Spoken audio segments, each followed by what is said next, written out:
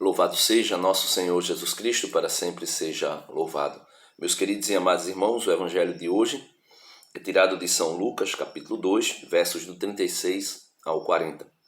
No evangelho de hoje, São Lucas vem testemunhar a respeito da vida de uma profetisa.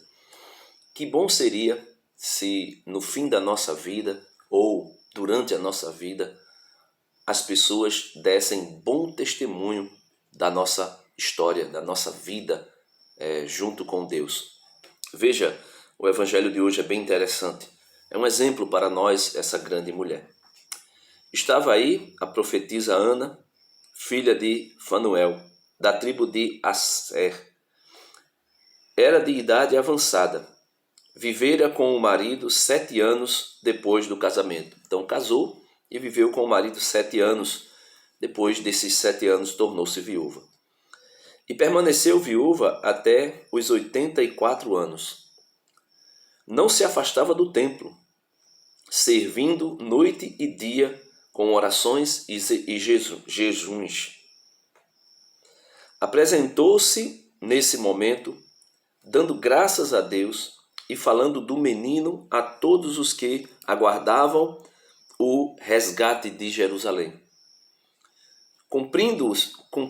Cumpridos todos os preceitos da lei do Senhor, voltaram a Galiléia, a sua cidade de Nazaré.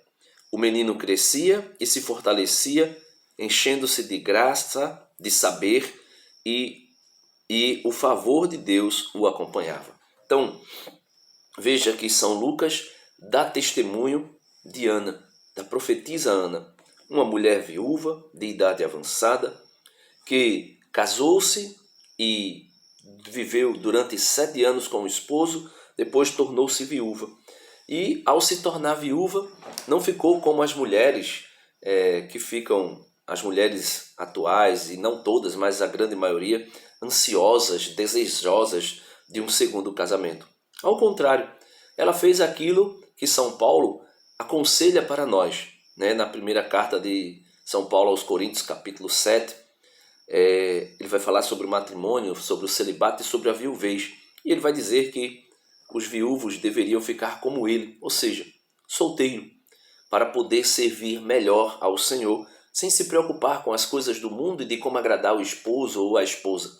Então ele fala da viuvez. E aqui nós temos um exemplo clássico desse conselho que Paulo nos dá, já antes de Paulo, acontecendo com uma viúva que ficava no templo. A viúva chamada Ana vivia no templo, servindo ao Senhor, não se afastava do templo e servindo noite e dia com orações e jejuns. Veja, orações e jejuns. Apresentou-se nesse momento, no momento em que os pais de Jesus apresentavam Jesus no templo, dando graças a Deus e falando do menino a todos os que aguardavam o resgate, ou seja, a salvação de Jerusalém. Então, ela, além dela servir ao Senhor no templo noite e dia, quando tinha oportunidade, quando encontrava pessoas, falava do menino Jesus e de como ele veio salvar Jerusalém, veio salvar Israel, veio salvar o seu povo. Então que nós possamos aprender com essa mulher, não depois da viuvez, não fazer isso somente depois da viuvez, mas fazer tudo isso antes mesmo da viuvez, ou antes mesmo de deixarmos alguém viúvo, porque nós podemos ir também primeiro. Mas o convite, a meditação do evangelho de hoje é esse: ter a capacidade de servir ao Senhor noite e dia, com jejuns e orações, e anunciando a boa notícia do reino de Deus, que Jesus é o Salvador de Jerusalém, de Israel.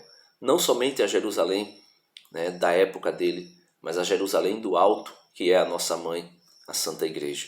Então, peçamos ao Senhor essa graça. E aí, quem sabe um dia nós seremos também, nos lábios das pessoas, testemunhas de um bom servo, de uma boa serva do Deus Altíssimo.